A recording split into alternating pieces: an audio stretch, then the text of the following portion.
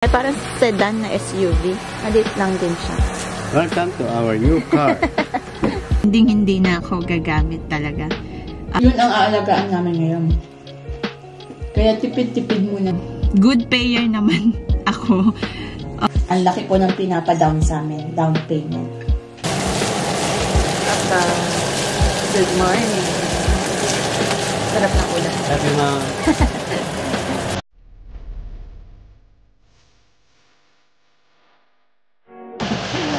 Yeah, long weekend today. Kaya, sarap ng ulam. Ito, pinakbet. Ito naman ay, adobo flakes in the morning. Sarap. Sarap ng morning. Ano ngayon? 11 degrees. Pero maaraw. Ganun. Ito pong aming apartment. Katabi namin yung parking. Uy, malamig. let's keep. Hello, my name is Teacher Belle and welcome to Home and Everything. So, para ang sarap lang mag-vlog habang nagpe-breakfast kasi long weekends ngayon. Kaya, ang sarap lang sa pakiramdam ng walang pasok. Pati ako rest day. Oo, kasi para din siyang, may nabasa akong meme na, ano? Gumigising ng umaga, pero hindi ikaw pumapasok. Siya kasi nagluluto ng pagkain namin bago pumasok.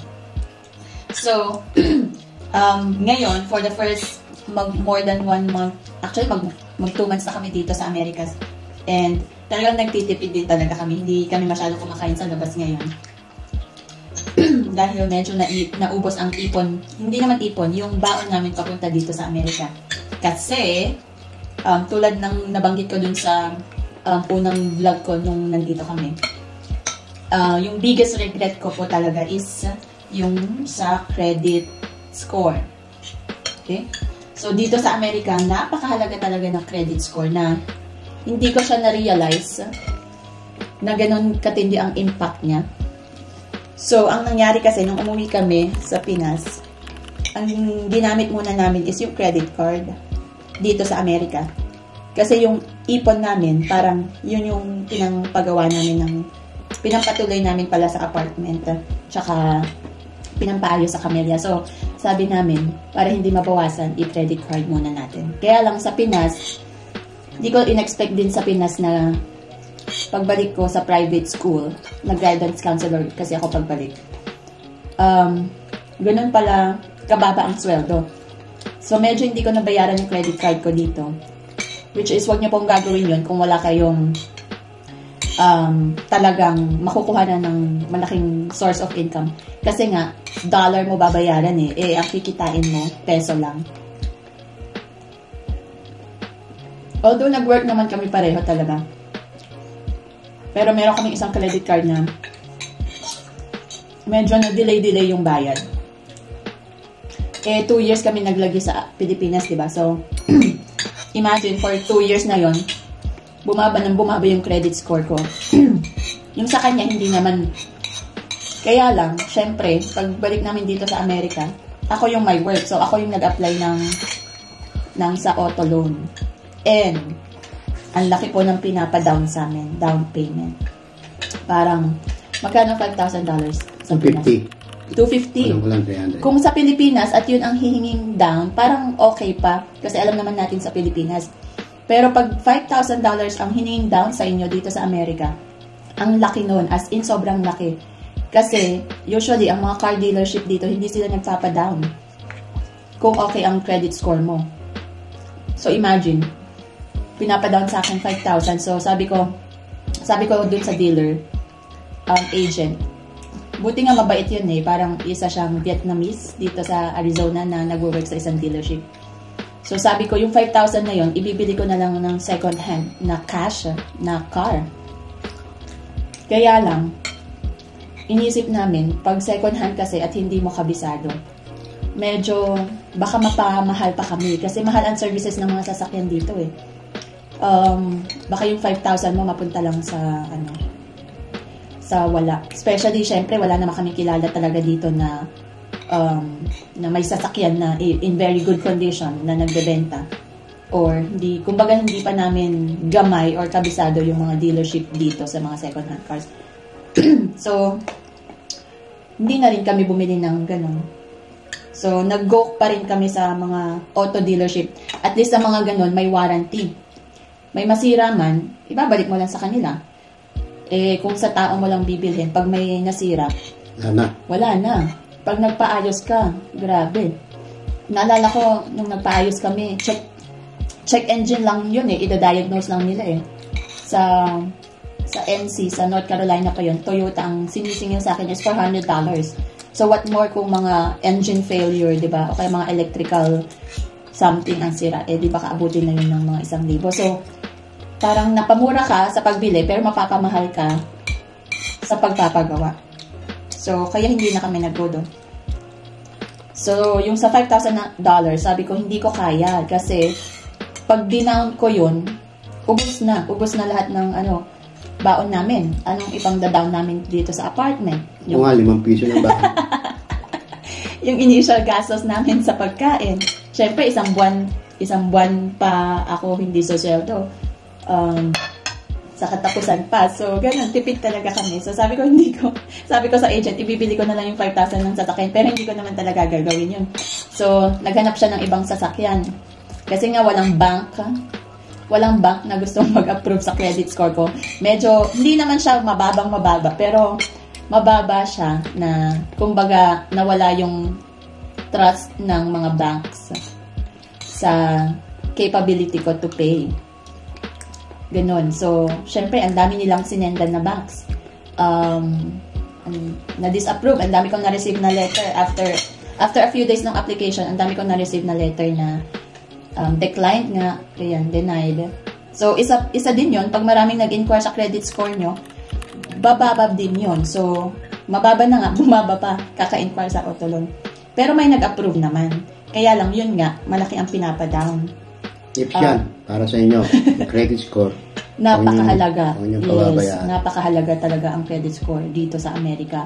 Kaya yung mga asawa nyo, mga truckers, panoorin nyo na yung video namin. Pati yung pakundo, trucker tips. Lahat ng tips sa truck. Bibigay ko sa inyo. Yeah. So, mabalik tayo dun sa kotse. May nag-approve na isang bank. Ang binigay sa amin, brand new talaga na sasakyan. Ang hininging down is $3,000.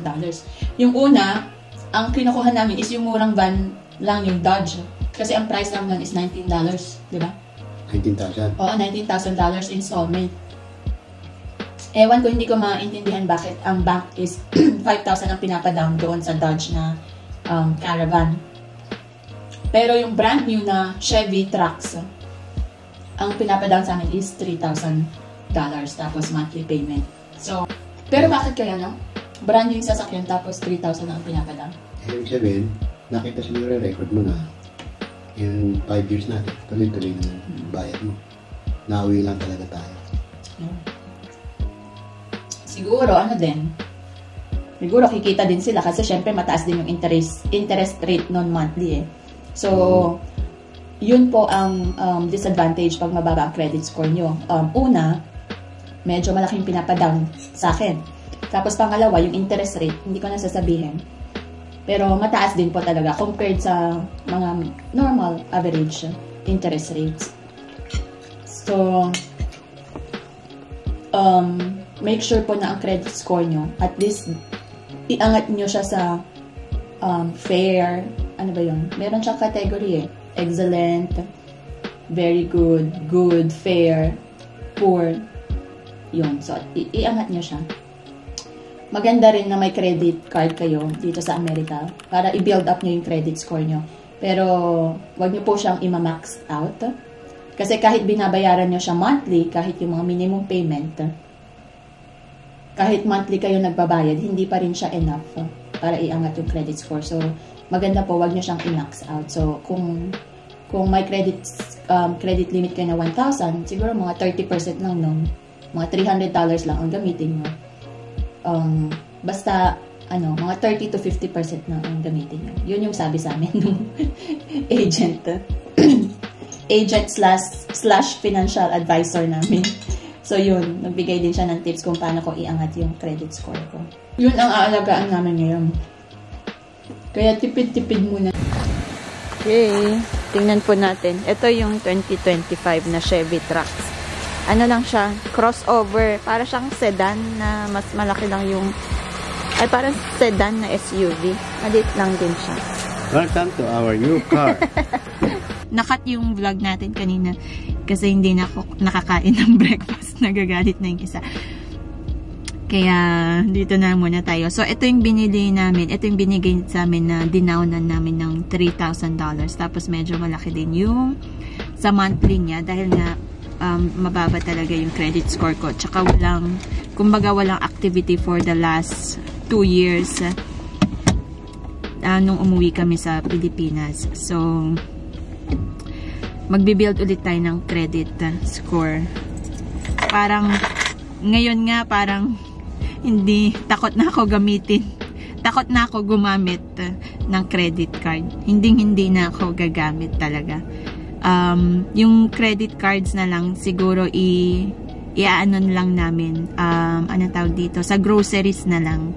Kasi may perks din naman ang credit cards, 'di ba? May rebates, may points na nakukuha, tapos may mga freebies. So, para dun na lang 'yon. Pero at least nandito na tayo sa US. So, i-start ulit natin i-build yung credit score natin. Good payer naman ako. For 5 years nung nandito kami. Good payer naman ako. Mataas naman ang credit score ko. Huwag niyo po akong i-bash. Pero siya talaga, ever since nung nandito kami, 5 years sa NC, never talaga siya nag-credit card. Parang ako lang ang pumilit sa kanya na kumuha ng credit card para mag-build din siya ng score. Yun. Pero, ang gusto niya kasi sa bangko, kung ano yung pera niya, yun yung nakikita niya. Pag may credit card ka kasi hindi mo alam kung magkano ang utang mo doon. So, mas gusto niya nakikita kung magkano talaga ang pera niya. Diba? Hindi ka nag-credit card noon. Oo. So, lesson learned po sa akin yan.